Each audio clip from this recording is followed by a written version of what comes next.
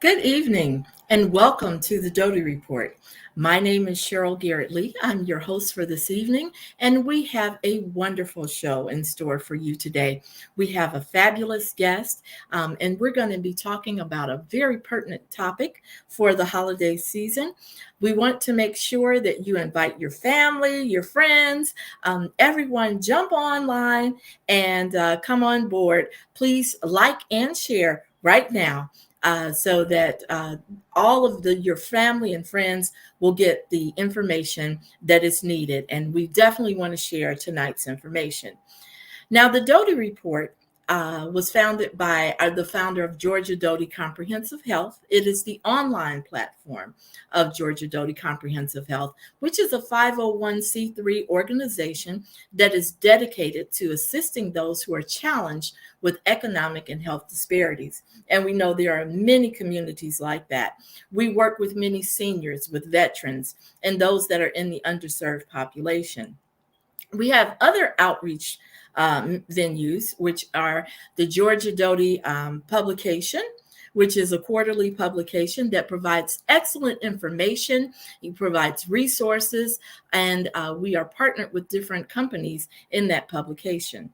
Also, we have our Feed the Homeless, which I want to shout out to my husband, Tony Lee, who has joined that and taken a big part in that, where we go out and Georgia Doty is responsible for feeding many people. Just in the past couple of months, we were able to feed over 400 people. So that is awesome in a 3-month span. We also work in the community. We partner with different community organizations, or you may have seen us at various community fairs and events, at stand downs for veterans. So Georgia Doty is a wonderful place, and you can find out more about us at georgiadotyhealth.org. Now, let's talk about what's going to go on tonight. I am so pleased. We are always so blessed to have wonderful guests. But before we talk about our guests, I'd like to talk about our founder, Mr. Don Doty. We want to shout out to him and his lovely wife, Joyce Doty, his ride or die. And also to our director of production, Mr. Rochester Bailey, who is behind the scenes, and all of the Georgia Doty board of directors, our advisory committee, our volunteers, and to you. Thank you for joining us this evening. We are going to talk about a subject that many people, you may have light symptoms of it, or it may be something that you need to reach out for help. And I will share with you that today I felt a little bit overwhelmed. Why? Because I knew the holidays were here. This was my last day at my 9 to 5, and I needed to get some things done. And then my other business, I needed to get some more things done. And I know that this is kind of crunch time around the holidays, and I need to get that done. But we're going to talk with an expert today. Today we have Dr. Balin Durr with us, and she's going to give us tips to help us manage stress and help us with our mental and emotional health during the holiday season. Hello, Dr. Durr. How are you? I'm doing well. Thank you so very much for having me on to have this conversation with you today. And I think that I'm so pleased to be able to do this. So pleased to be able to share this information, because I know how much it's needed and how much it is unknown and understood. Yes, definitely. And we are so excited to have you as a guest today. And hey, guys, look out. We were talking about maybe doing a little series. So you'll want to listen to the information. You'll have an opportunity this evening to be able to call in and talk to Dr. Durr directly. She will be taking questions later on in the broadcast. I want to tell you a little bit about Dr. Durr. Now, she is an MD, but she is a psychiatrist for children, for adolescents, and for adults. And she has a holistic, collaborative approach to mind and body wholeness. And we're going to let her tell you a little bit more about what she does, how all that works. She's also an author, and a little bit later in the broadcast, we're going to talk about her book, which is Heaven Abounds in You, the journey to joy. So, Dr. Durr, tell us a little bit about yourself, your background. I know you've been, your experience is over 20 years, and you were very instrumental in helping with the telepsychiatry throughout Illinois with Aunt Martha's. So, tell us a little bit about your journey and what you're doing.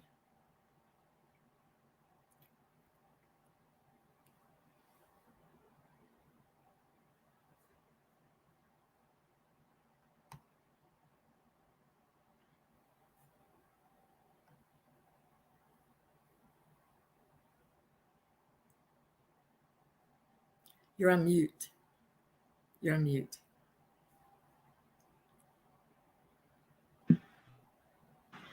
How about that? Yeah, we go. Okay.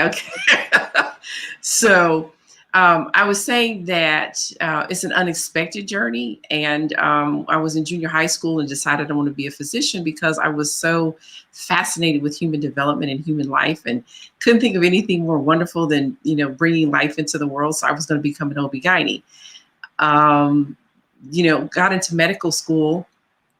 And when I did the rotation, as much as I liked OB, I didn't like being a surgeon, which is the gynae part. Mm-hmm. And so I was like, okay, God, what you got for me now? So I said, because I have no idea where to go from here. And so psychiatry is one of the required rotations that we do as a third year. And when I did psychiatry, I was like, this is my flow right here. Okay. Great. One is, as in psychiatry, I got to talk to patients. I got to get to know them. I got to spend time with them, and I'm also a very analytical person. Want to understand things. I want to understand not only what it is, but why it is, and how do we go about making changes. And it was really interesting that I didn't anticipate that I would become a psychiatrist, because that was that drive to have an understanding even of my own history and my own journey was already happening. Even when I was in high school, I was watching John Bradshaw, who was a family therapist and addiction specialist on PBS. Oh, so, wow. Yeah. Even in high school, I'm watching that, right? That's what you did in your high school days. Well, that's not all I did in my high school days, because I was, in addition to the academics, I was also an athlete. That went to state, and even in college, I went to nationals. So, I got what sport was that? Actually, I was a thrower. I was a shot and discus thrower. Yeah. Oh, great. Yeah. So there are definitely many facets to you, Dr. Durr. So absolutely, there's a lot that we're going to peel tonight. Yes. Great. Wonderful. Now, how did you become so involved with the telepsychiatry and instrumental in that? Because where I work, we have also used the telepsychiatry, and it has been a blessing to so many people, especially during the pandemic when they couldn't get out, and physically go to the doctor, go see the psychiatrist. Well, the reality is again, I'm board certified in child, adolescent, and adult psychiatry. As a child psychiatrist, there's only about 7,000 of us in the whole country. Oh. So if you do the math, divide that by 50 states, most of us tend to cluster in urban metro areas, I should say. And therefore, that means you're going to have significant shortages. And even in metro areas, you can still sometimes have long waits to get in to see a psychiatrist. So, this was a project that was started by Aunt Martha's. Obviously, there was, funding that we got both for the technology in addition to that. And so I would see patients as far south actually as Effingham. Oh, so, okay. Yeah, Effingham, Mount Carmel. And again, it's because to bring services to communities that didn't have a psychiatrist, didn't have an adult psychiatrist, didn't have a child and adolescent psychiatrist. So I did that for like 8.5 years. And it was a much needed service then. People have these ideas about how things are supposed to be done, and sometimes we're not willing to let go of our belief about how it should be done in order to embrace how it can be done. in order to serve the greater need and the greater good. And so, of course, what happened is, particularly because psychiatry is not a hands-on specialty, right? For the most part, I don't need to do a physical exam. So psychiatry is well suited to doing telemedicine. Okay. And so, of course, what happened is with the pandemic, it accelerated the demand and the need for those kinds of services. So, Now, what and you were talking about you had no idea that you'd go into psychiatry. And quite honestly, especially in minority communities, psychiatry, we're afraid of it. It's not as popular. It's more popular today than it was in the past, because sometimes we just don't like reaching out for help. In some instances, do you find that to be the case? I think the reason is varied and complex. I think there is the fact that we live in a society that's very individualistic. It's very much a pull yourself up by your bootstraps. But on the other side of that, but how do you do that if you don't have any, right? That's one. The other one would be, frankly, the stigma that's associated with it, meaning I'm weak, this a character issue. That you're weak or you're crazy if you need psychological services. And then the third, particularly with our community, is the mistrust that was created and sustained when you take a people and forcibly remove them from their homes, their culture, and you bring them into a country where you strip them of their identity, you strip them of their language, their culture, their connections, and you say, you are who I say you are. You can do what I say you can do, in order to turn that human being into a commodity for somebody else's power, pleasure, and profit. So that's what I mean when I'm saying the reasons for our reluctance is varied and complex.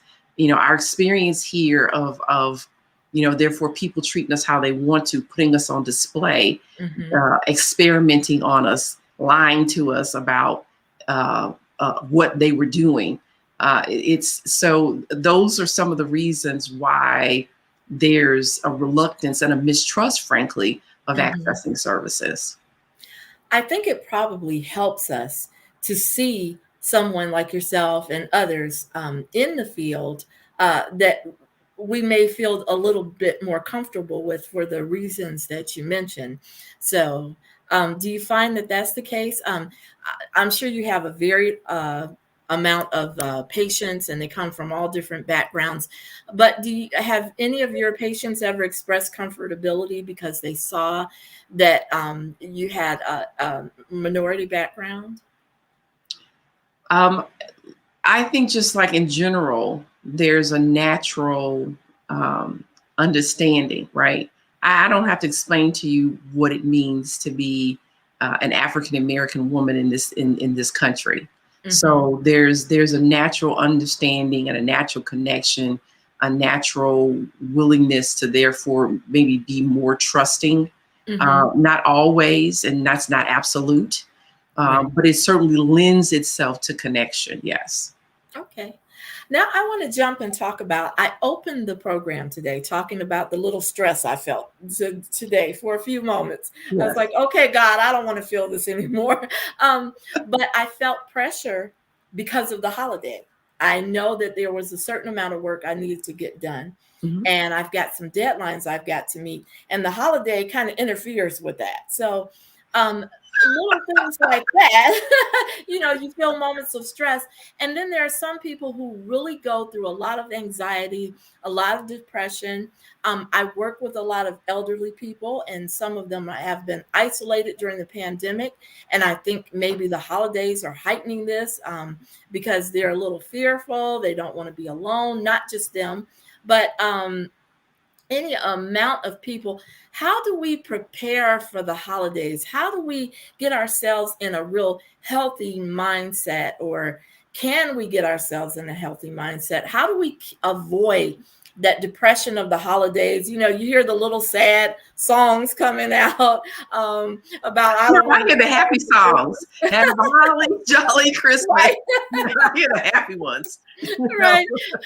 But in the best, you know, Or you probably sound like you think, Merry Christmas, baby. You yeah. treat me wrong. Yeah. Right. Some people are wallowing in those kind of songs. And how do we avoid getting trapped? What signs? Let's start with that. What signs do we see when we're going in a direction that we should not be going in? Well, I think in the bigger picture, not only is this true for the holidays, which the holidays heightens things in a number of ways, but I think the question, whether it's the holidays or not, is am I awake and aware and paying attention to what it is I want to do and versus what I feel I should be doing. Mm-hmm. And then saying, is this in keeping with what's true for me and the truth of my being, or is it not? Mm-hmm. And having that conversation with yourself on an ongoing basis. The reality is people overschedule themselves. Mm-hmm. We think we're human doings instead of human beings, or yes, human doings instead of spiritual beings.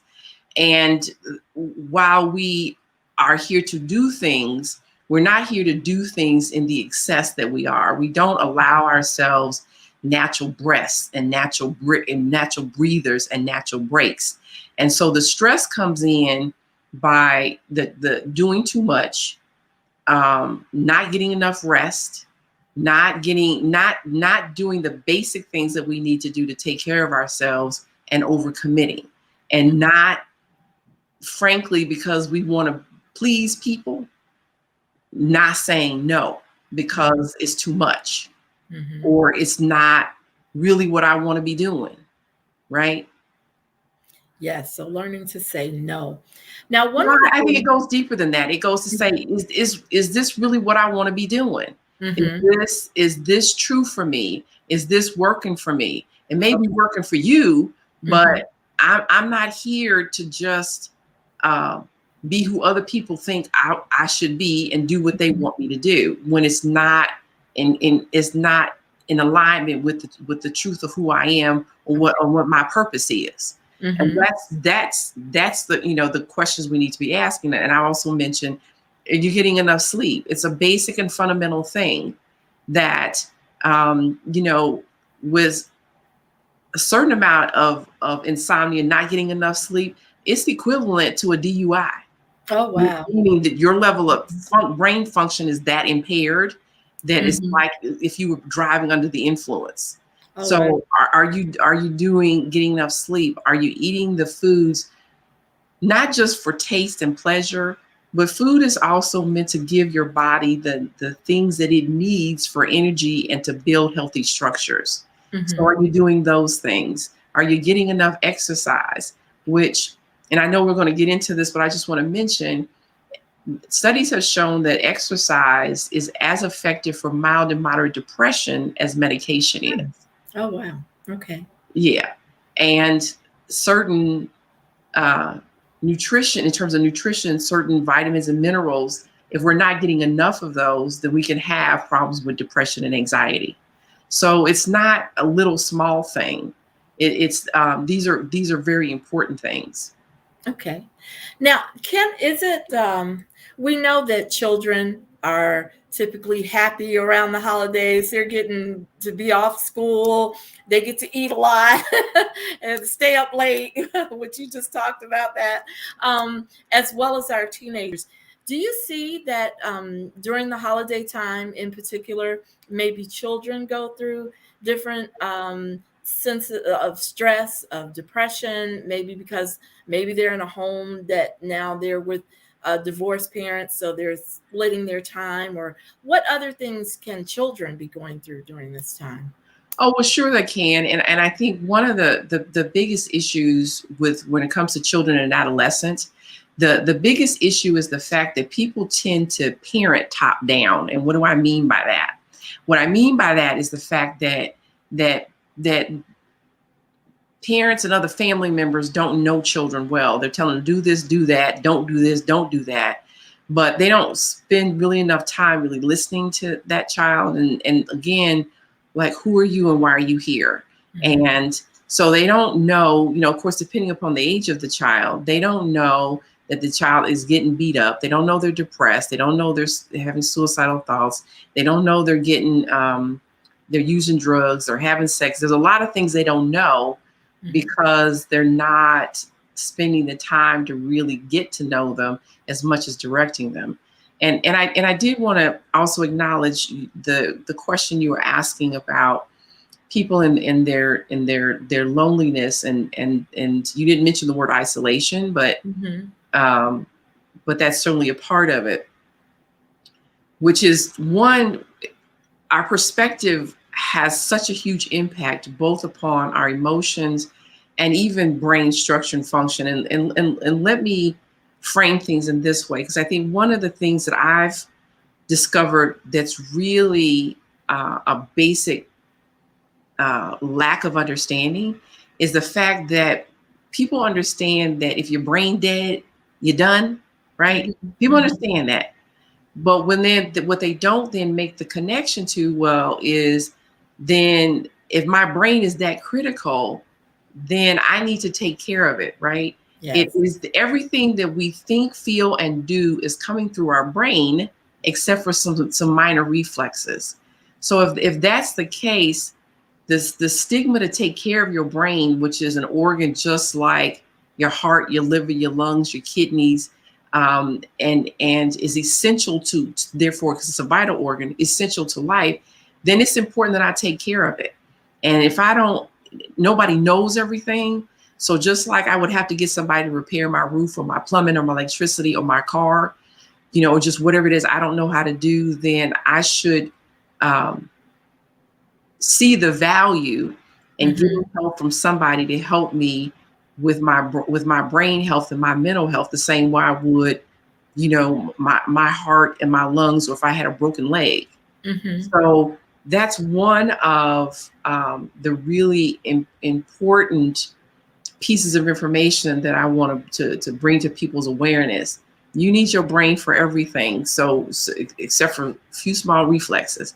Therefore, your brain health is essential. It's critical to your ability to live your life.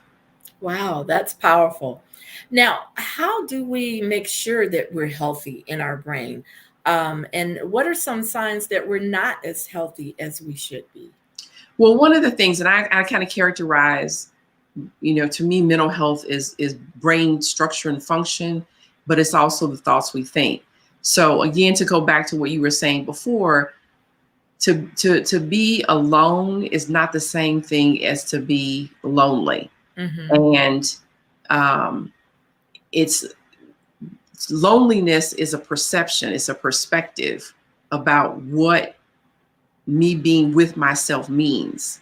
And so if that thought is negative in terms of I'm isolated, what's going to happen to me? I can't get this. Nobody loves me.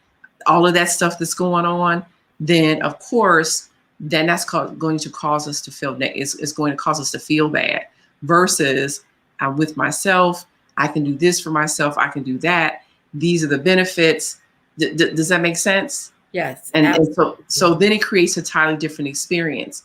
The other part too, though, about the isolation, really just to acknowledge the truth of this is that there are like basically four things that human beings are wired for in order to perpetuate the survival of human beings. And that is, food and drinking, like water, sex for, procreation, and then also social connections, right? Because what I already said is I don't know everything. So you have a skill set that I don't have. And when we pool our resources, right, then we have more options, more opportunities. But we also increase the likelihood of our survival, right? Because we help protect each other. You see what I mean? So social connection is really important for survival.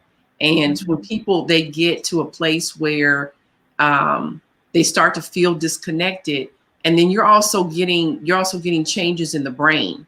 You're getting, and that's another thing I don't think people really understand, is that one, the environment is affecting brain structure. It's because it's affecting genetics, but also the thoughts we think affect genetics and affect brain structure, because our bodies really can't tell the difference between imagination and reality. If I imagine threat, my body can't tell the difference, and it's going to react, and it feels stressed. The same way, if a tiger was actually standing in front of me, my body's going to react and feel stressed. So one of the things that becomes important is, again, for us to be aware and say, how am I creating stress for myself based upon how I see myself? And do I think that I'm capable? Do I think life is for me? Do I think that that I have possibilities? Or do I see myself as powerless and helpless and can't do anything much, and my life has no meaning and no purpose? Those are very different thoughts, and therefore very different experiences, and cause different changes in our brains. When does a person, from maybe your normal day to day, maybe they have a light moment of stress and they get over it and get past it, how does a person know when they start needing help? What would be the signs for a person who's really, like you said, swirling in? They don't feel good about themselves. They don't feel good about the environment, things that are happening to them. When should a person reach out for help? I really think that it really comes down to, if you don't know how to fix your car, you go get a mechanic. If you, in the same way, if you don't know how to move yourself forward because you feel stuck, then get some help. I think it's not more complicated than that. Meaning, if you find also that you're not able to fulfill your obligations and the roles that you have, and what I mean by that is, as a parent, you're not taking care of your children well, or you're not able to do the tasks that you would normally be able to do for them, right? That's one indication. If you're not personally maintaining your hygiene, or you're not feeding yourself, or you're sleeping too much, or not enough, or overeating or not eating enough, you're having problems concentrating, you're feeling tired, or so that you got to be moving and can't sit still and agitated. If you've lost interest or pleasure in things that you normally do, then that can be a sign and indication of depression. So all the things that I've just mentioned were actually signs or symptoms of depression. The only couple that I left out was if you feel hopeless, helpless, or worthless, or feeling like you are really responsible for stuff really not responsible for, so inappropriate guilt. And then, of course, there's also suicidal thinking. And of course, that's an emergency if you're having suicidal thoughts. They also need to assess, if you have a plan and if you intend to act upon those feelings. But you want to get help right away, especially when the depression is severe. But those other signs and symptoms are definitely indicators. You, like, for instance, people start calling off from work a lot, right? Kids don't want to go to school. Again, people are they're more socially withdrawn, so they're not interacting with family members, and they're in their room, or, they're,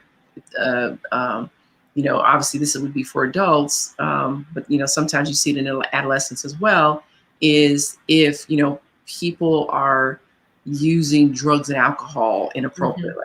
So obviously somebody underage shouldn't be using drugs and alcohol at all. Someone who is of legal age, they can, but again, if it becomes excessive and it interferes with their responsibilities as an adult, those are all flags and indicator that people need to get help. Wow. And I think that we've got a comment here from Jay Shepard. Says, "Tell them the real deal, Dr. Durr." Yeah. Hey, Jay, how you doing? Awesome. Thank you, Jay, for joining us. Yeah, thank you. And also, you and I had talked before, and there is an area I was just waiting to get into because we find a lot of people don't get together with their family member or their loved one or their friend because they've got something We going need to on. love people from over there. Yes, yes, yes. I don't need to be around you. And you find there are people, and I heard a conversation a couple of days ago of a lady who's not getting together with her sister because they haven't spoken to each other in like 5 or 6 years, she said. Mm-hmm. And so, you can see she was just so bent out of shape and hurt about it, but then she doesn't want to pick up the phone either. So, you and I talked a little bit before about unforgiveness, and that is a big deal during the holidays because I think you really tend to see it because I don't want to sit next to that person. I don't want to be in the room or not even at the same event with somebody. So, how does that affect us? That unforgiveness, that holding grudges, and just not willing to mend situations. So you know what? And I'm gonna go with science because for me, I like to connect the science to belief and behavior and spirituality. Mm-hmm. So E equals MC squared, which is the theory of general relativity, which basically means energy and matter are equal and they're interchangeable, Mm-hmm. right? Mm-hmm. So when you have a thought or emotion, it's composed of an energy. And when you hold an energy, it is going to have an effect upon you. So if your feelings are negative, holding that energy over a long period of time, especially, it's going to cause physical changes in your body and physical changes in your brain. And emotional dis-ease over time will become physical disease. Okay. Energy is going to become matter. And what that means is energy is going to become something in the physical world. In this case, disease when you're unforgiving. And the challenge is, one, a lot of people are unforgiving of themselves. They confuse who they are with what they've done. They confuse other people who they are with what they've done. And I'm not saying, forgiveness is not making something okay. It's not saying that this should have happened. Right. What it's saying is, and it was okay that it happened. That's not what forgiveness is. Mm-hmm. Forgiveness is the acknowledgement that it happened and that I am not going to continue to live out of my memories of the past. Because whatever that was, it's like spilled milk. You cannot unspill the milk. You can clean it up, but you can't unspill it. So if you want to continue to go live in the past, which a lot of folks are stuck in the past, they're stuck in their childhood, they're stuck in something that happened, 5 years ago, 10 years ago, whatever. And it's because they insist that it should have happened differently. But the problem is it can't happen differently because it already happened, right? As I say, you can't unspill the milk. You can clean it up. And so it's also important. People have to be willing to have a conversation or conversations in order to be able to hear what the other person is saying and what their position is.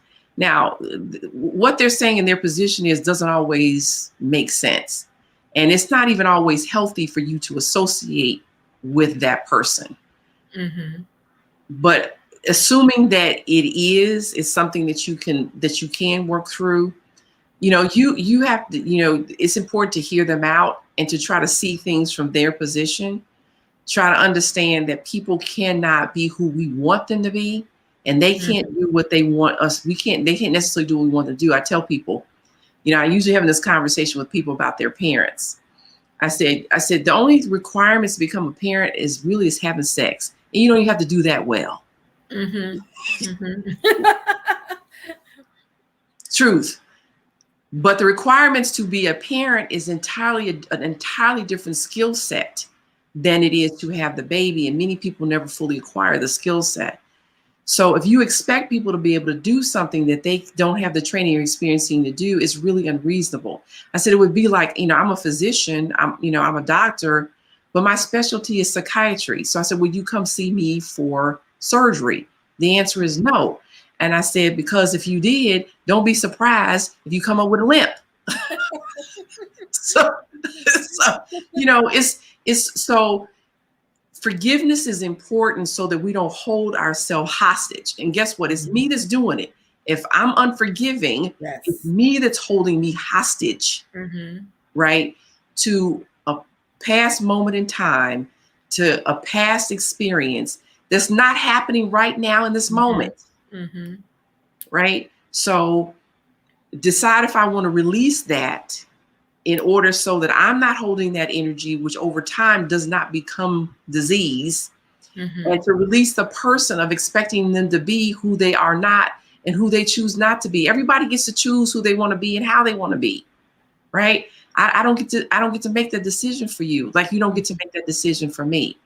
So again, assuming that it's something that it's not harmful, that and even if it harmed you in the past, as long as you're unforgiving of it, you're reliving that experience over and over again. And the question is when are you tired of reliving that? When are you tired of feeling that? When are you tired of thinking that way? When have you had enough?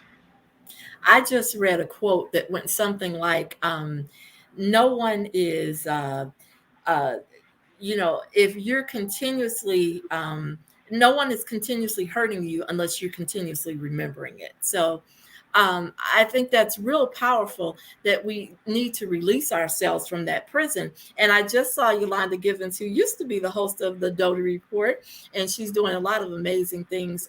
Just pop up there. Hey, Yolanda. Thanks for tuning in. And still a big part of Georgia Doty. So she's saying good info to you, Dr. Durr. So, well, thank you. I appreciate that, Miss Givens. I thank you so very much for that. So, yeah, I find that, one of the conversations that I have with people is, and I heard somebody say this in a way I had never heard before. I'm talking to him about self-forgiveness. And he said, I have lots of evidence to support this. And I was like, whoa, right? Because now he's the defendant. He's the prosecuting attorney. he's the prison guard. He's the, he's the prison warden. He's all of it. And he has the key to release himself, right? So he's also the clemency board. So people have a tendency that they focus on a certain information instead of, it's like right now I'm looking at you, but I can't see like below chest level with you.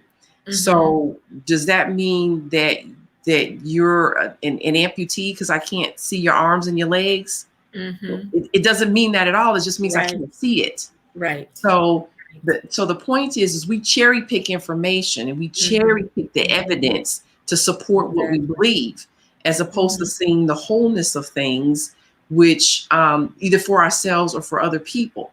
So we and I tell people there's a difference between conviction and condemnation. Conviction is somebody did something wrong. Condemnation is you wrong forever. And if you convict yourself of somebody else, there's no redemption in that. Now, we had a question that leads to another part of the holidays. We've been seeing a lot of snatch and grab, carjackings. People have become very violent. I don't know if all of it has to deal with the holidays, just the holidays, because it's been happening for a while. And here's the question. It's, how does the violence relate to mental issues?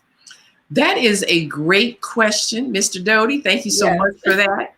So one of the things that I mentioned this earlier, which is how that there is an interaction between the environment and the brain, and then of course our thoughts and the brain. And violence physically changes the brain. It changes, the brain is wired. So especially if you're severely traumatized, it wires the brain in a certain way so that your brain is running that loop over and over again in order to actually to say, look out for this, make sure it doesn't happen again. We need to stay safe. And that's what you see in post-traumatic stress disorder or PTSD. The other part to it though is again, because it's also physically changing the structure of the brain, then it's also causing things like depression and causing things like anxiety and causing other brain problems, right? Causing problems concentrating and other things. And again, they've got the studies out on that. So violence and trauma, sexual assault, physical abuse, and even neglect has serious impact upon brain structure and function, and therefore mental health. Mm-hmm. Now, some of us, we have maybe a ritual during the day. I know I do. I wake up with the attitude of gratitude. I'm telling God I'm grateful. I've got different affirmations that I say because I know it's really important to stay healthy. I'm studying, I'm doing my spiritual practice. And as you have said, it helps with your whole body, the mind and the body of the different things that we do. And one of the things I wanted to ask you about is you said that you do a holistic collaborative approach to mind body health. What does that mean? So what that means is like I said, I offer practical tools and solutions from the intersection of mind, body, medicine, science, and spiritual well-being. For me, we are spiritual beings that occupy this physical vessel called a body. And we were designed to utilize the mind or the brain in order to serve, our infinite potential or our divine purpose. And so for me, it's the integration of that, it's the understanding of that. And that infinite potential, though, is infinite. That part doesn't change. And it has to manifest, it has to flow through the filter of a human brain. So it is the human brain, it is the thoughts that we think, it is the structure and functions that expresses, that affects how that infinite potential is expressed, to what degree it's expressed, what the limitations that are put upon it. So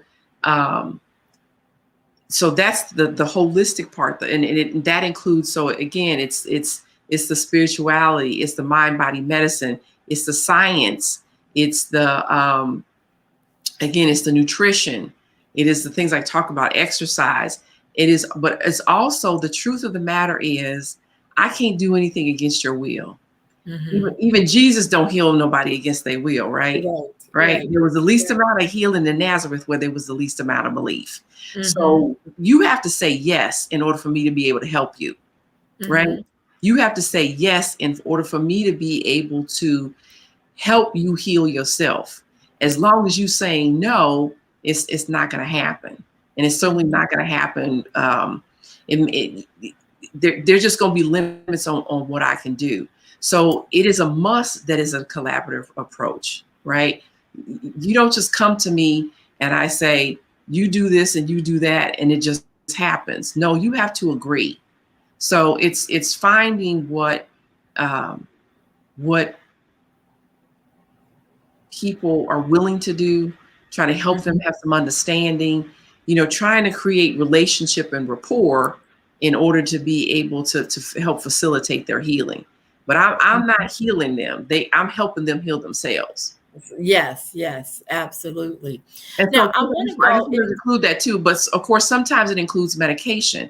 And I tell people, if you psychotic, meaning you hearing voices, seeing things, or paranoid, you need some medicine, right? This, the approach that some people want to take about pray it away, No. Sometimes the vessel is the doctor, right? Through which the creator manifests through and Yes. demonstrates through in order to help you. Sometimes that is it's the medication. So it's there. You have to have the right solution for whatever the problem is. If when your car breaks down, the mechanic can't just do anything to it and it start working, right? If you run out of gas, then it's not going to help your car to put air in the tires. You got to have the right solution for whatever the problem is. So that's what I mean. There are a variety of reasons why our mental health becomes impaired. So we got to figure out what that reason or reasons are, and then we have to work together in order to find something that's going to work for the person in the ways that they feel work for them. And that's what it means to be culturally sensitive, right? Because different people believe different things, different people are willing to do different things. So that's what that means. Awesome. That's awesome. I want to lead into, because as I said, we could talk to you forever about, there's so many things, so many ranges. I know Don Doty brought in about the violence.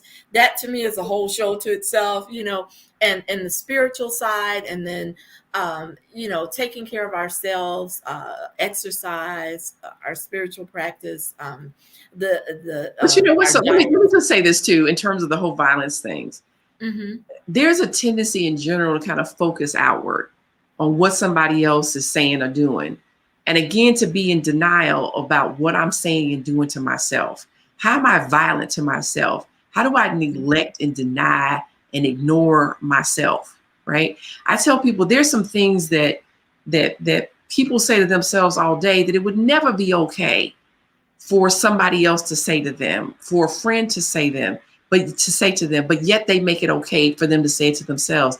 I said, that's the equivalent when you say you're not good enough and you ain't never gonna be nothing and I'm undeserving or whatever. I said, that's the equivalent of you hitting yourself with a hammer. Would that be okay? No. Then why are you making it okay to tell yourself that?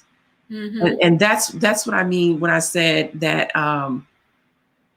when I'm saying the fact that it's important that we take a look at how we harm ourselves. And I saw you had a comment that came up about the complexity of violence and mental health. And of course it's complex. If it was simple, then we probably would have a lot of it resolved already. So, but the complexity of it does not negate the aspects of it that I already addressed in terms of how violence actually changes, the structure and function of the brain. Research shows that as well. Great. And Mr. Mita is one of our board members. And so thank you for chiming in on that. That's a great point to have brought up. We're winding down to we've got a couple more questions for you. And then I definitely want to address your book for just our wind up, our last few minutes. We've got 2 more questions, I understand. Oh, okay. Fletcher Garrett. Wonder who that is. That's my brother. Okay. All right. Can depression be misdiagnosed due to certain physiological conditions, such as, for example, hormonal imbalances? Absolutely. So one of the obvious ones that I'm going to say kind of obvious and common is when our thyroid doesn't work, right? There's the gland that we have in our neck, and it does so many different things. And so when the thyroid gland is functioning too slow because those hormone levels are too low, then that can definitely be the cause of depression. You can also have, one of the things is that until puberty, boys and girls, it's a 1-to-1 in terms of boys versus girls having depression. But once they hit puberty, then it becomes 2 times as many girls have depression as boys do. And they think that it's related to hormones, but we don't really fully really understand that well. So you can also have, if you have low levels of B12, vitamin D, chromium, zinc, magnesium. Those levels, low levels, can cause depression. So absolutely, hormonal imbalances or other imbalances, other medical illnesses can cause depression, right? If you had a stroke, if you had a heart attack, cancer, Alzheimer's, Parkinson's disease. There are a number of diseases also that can cause depression. And I just also want to mention certain medications can cause depression. Beta blockers, which are certain kinds of antihypertensive medications, can cause it. Prednisone, fluvoxamine. It's one of the antibiotics that can cause depression. You can also certain medications can also cause depression as well. So it's important that you take a look at those. Any medicine that can help your mood, like like gabapentin, which is used for pain and also used for anxiety. The mood stabilizers like Trileptal and Depakote, and those, anything that can affect your mood in terms of helping your mood has the potential to also cause you to become depressed. So Lyrica is another one. So it's the opioid medications can cause depression. There's a number of things that can cause depression. So it's important to have a thorough evaluation to determine what the cause is. Like I said, when your car breaks down, you got to figure out what the cause is and come up with the right solution. So I hope that answered his question. Plus the bonus material. Awesome. I definitely want to hit on, because I've started in it. And hey, you guys, if you don't go out and get this book, you can get it for your Kindle. You can get it on Amazon. I've got it now. It is awesome. It's Heaven Abounds in You, The Journey to Joy. Dr. Durr has written a phenomenal book, and and you're seeing the things that her podcast, Today's Mental Health Podcast, and it streams on most platforms. So we've got lots of information for you. So we want you to come see us at georgiadotyhealth.org so you can find out more about Dr. Balin Durr and the things that she's working on, what she's doing, how to get in touch with her, as well as, because of people like you who help us, who support us, we need your support to stay in the grassroots levels in Georgia Doty Health. Like I said, we're feeding the homeless and the underserved. We have platforms such as this, where else can you get information like this from? We bring you excellent guests all the time. Dr. Durr is certainly one of them.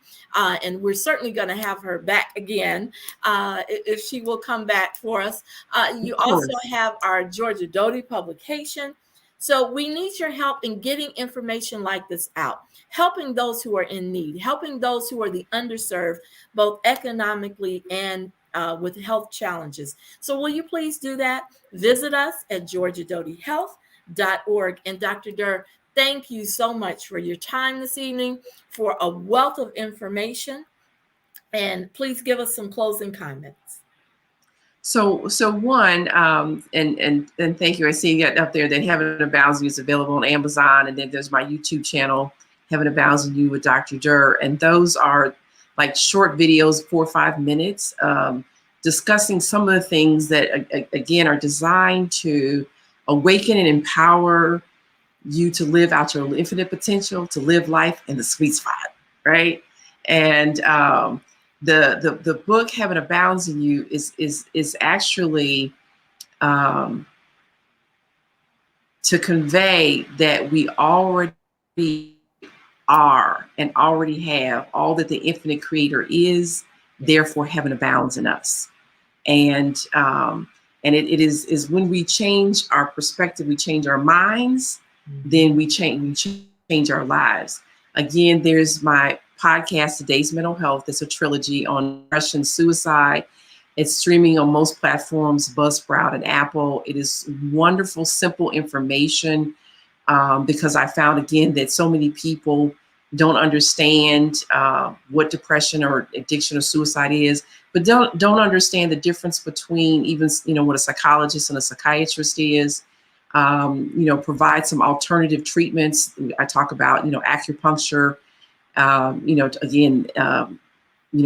exercise. There's also, the vitamins and minerals. So it's just really wonderful information to help people help them understand how critically important your brain health is. As I said, our brains, we need it for everything except for some basic little reflexes. So our brain health is essential to living life. The more impaired our brain is, the more impaired our lives are. And when you heal your mind, all things are possible. So check out my podcast on Buzzsprout. It's on Apple, it's on Pandora. It's on a number of the platforms. I'm also on social media, Twitter, Facebook, Instagram, LinkedIn. And again, I am here to help people help them heal themselves.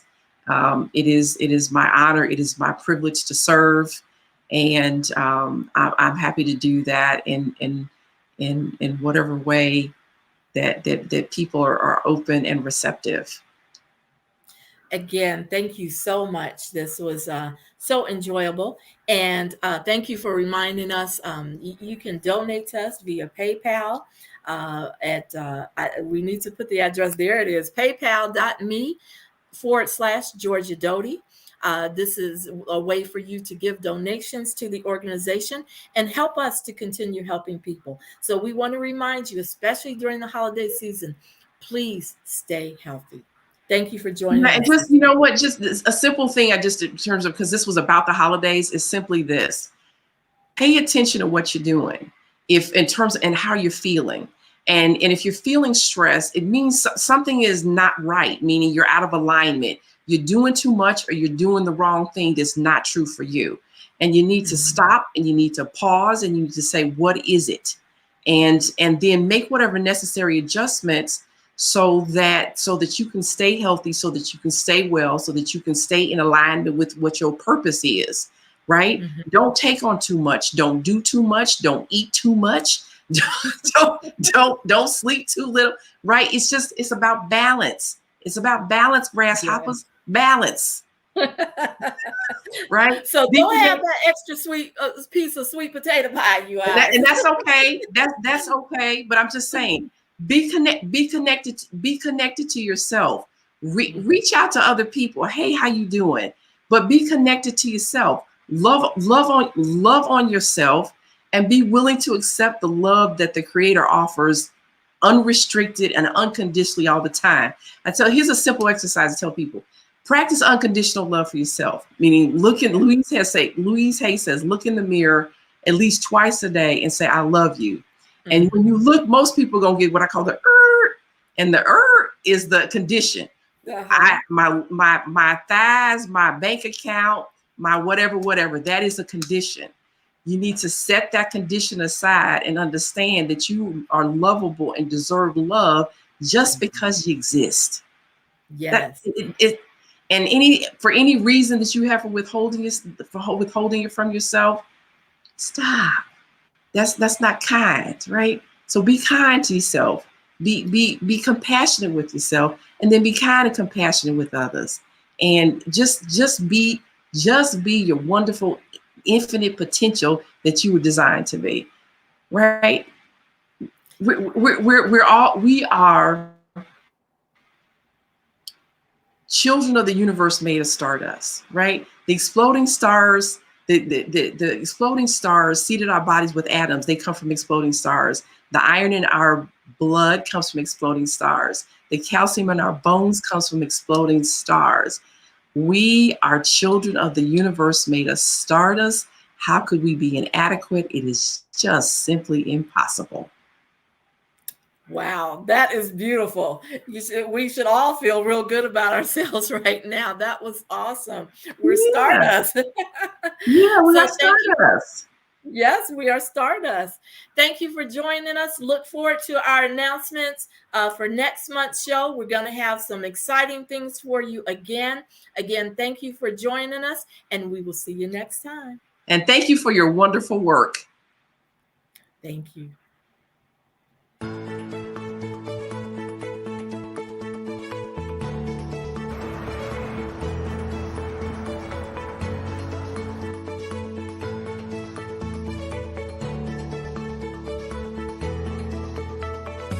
I'm very glad to come out here today with the Georgia Doty Comprehensive Health in supporting Alderman Stephanie Coleman here in the district of Inglewood, trying to distribute literature, food, clothes to the people here in the area. Thank you so much to the Georgia Doty Comprehensive Health for coming to the 16th floor and being a blessing. This is the reason for the holiday, so we're so grateful to our founder and CEO, Mr. John Doty, and this wonderful organization. And look at all the smiles and the difference and the blessing that we're making today. Thank you.